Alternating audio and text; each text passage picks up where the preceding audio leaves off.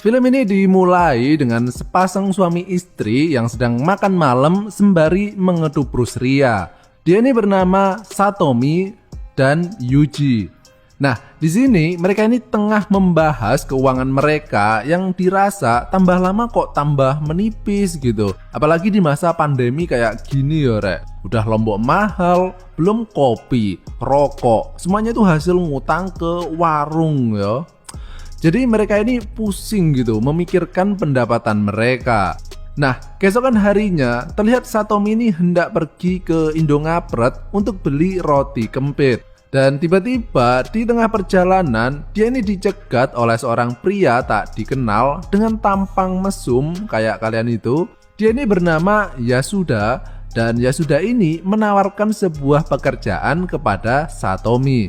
Namun karena tampangnya itu mencurigakan, Satomi ini hendak menolaknya, tapi bukan master chef namanya ya kalau nggak bisa berkelit dari masalah seperti ini. Ya sudah, kemudian mencoba melihat tangan Satomi dan mengatakan bahwa tangan seperti miliknya ini cocok banget bekerja sebagai tukang pijat. Dan ya sudah meyakinkan Satomi bahwa pekerjaan tersebut adalah pekerjaan yang bener yo, bener-bener enak. Dan karena Satomi ini terlena oleh kata-kata manis bujuk rayu setan Jimbe, akhirnya Satomi pun mau mengikuti tawaran Yasuda. Dan film ini pun dimulai.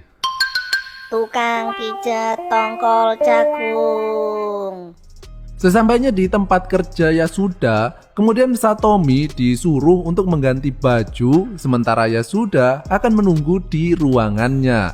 Namun yang gak diketahui oleh Satomi, ternyata di kamar Satomi tersebut tengah dipasang kamera CCTV. Sehingga Yasuda ini bisa melihat semua yang terjadi di dalam kamar Satomi. Yasuda kemudian memberikan sebuah list instruksi tentang bagaimana cara untuk memijat pelanggan mereka. Dan di sini semua perintah tersebut adalah petunjuk memijat secara normal ya. Kemudian terlihat pelanggan pertama Satomi, dia ini bernama Okada, dan Okada ini baru pertama kali datang ke tempat pijat seperti ini. Jadi dia ini agak grogi gitu ya. Mereka pun masuk ke dalam kamar dan Satomi kemudian memulai profesinya sebagai tukang pijat untuk pertama kalinya. Sementara itu, Yasuda memantau semua kegiatan mereka dari HP-nya. Nah, sepulangnya terlihat Satomi ini bersiap untuk istirahat dan meminta kepada Yuji agar mau bermain petani sejahtera dengannya. Namun Yuji ini nggak mau yo, karena dia ini udah kecapean main pepeng shot seharian. Sehingga Satomi ini bisa dibilang jarang banget disentuh oleh suaminya. Dan kalau kalian tahu, inilah salah satu sebab wanita itu mencari batang idaman lain yo. Keesokan harinya, terlihat Okada yang kini ketagihan dengan hasil pijatan jari lentik milik Satomi. Dan Satomi sesuai dengan standar SOP yang baik, dia pun melayani pelanggannya tersebut secara sopan. Dan terlihat Yasuda ini tersenyum licik sembari bersiap-siap untuk mengawasi Satomi dari kamera CCTV.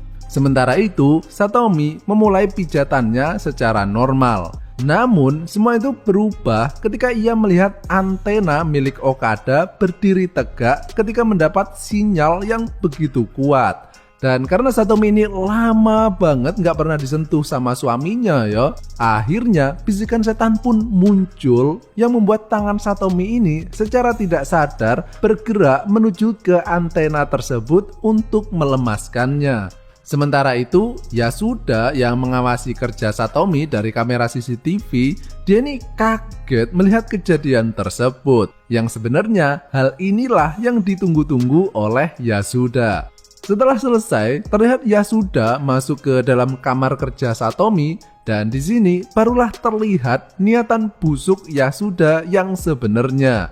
Yasuda memberitahu kepada Satomi bahwa selama ini dia itu sebenarnya selalu mengawasi Satomi. Yang artinya Yasuda juga tahu tentang kelakuan bejat Satomi barusan kepada Okada. Sehingga Yasuda ini berniat memeras Satomi secara harfiah yo, bener-bener ada yang diperas itu.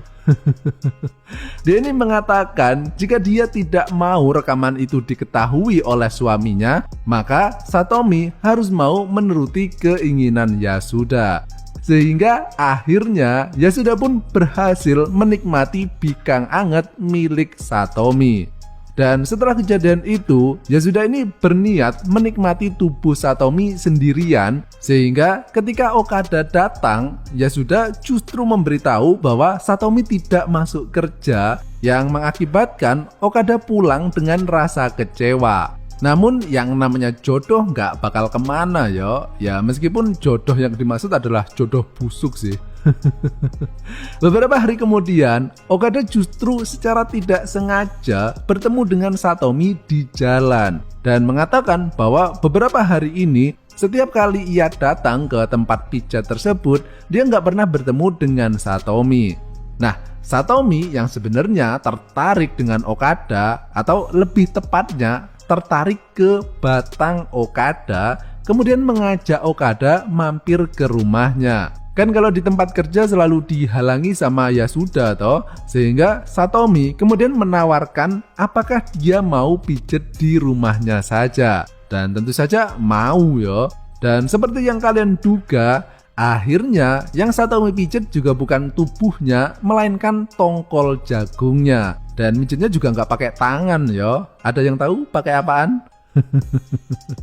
Nah, setelah kejadian itu, kemudian Satomi memutuskan keluar dari pekerjaan laknat tersebut. Dan Satomi ini nggak takut yo dengan ancaman Yasuda, sehingga kini terlihat Yasuda tengah mencari target lain. Sementara itu, meskipun Satomi sudah berhenti menjadi tukang pijet, namun dia ini masih menjalin hubungan dengan Okada sebagai tukang pijet pribadinya. Dan semua hal itu tidak pernah diketahui oleh suaminya sama sekali. Sehingga meskipun Satomi ini masih kesusahan keuangan setidaknya dia kini sudah tidak kesusahan masalah perbatangan. Dan film busuk ini pun berakhir.